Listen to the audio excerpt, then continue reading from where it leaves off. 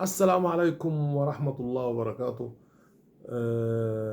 كابتن حسام حسن، ألف ألف مبروك أنت وجهازك الفني واتحاد الكورة واللعيبة بالصعود لكأس العالم، وربنا يوفقكم إن شاء الله في كأس الأمم.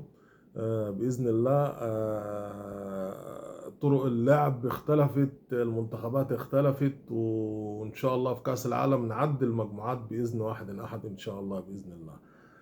ربنا يكرم ان شاء الله الاهلي والزمالك انه يعدوا المباراتين اللي جايين، ومعاهم المصري طبعا اللي كان بيلعب من شويه.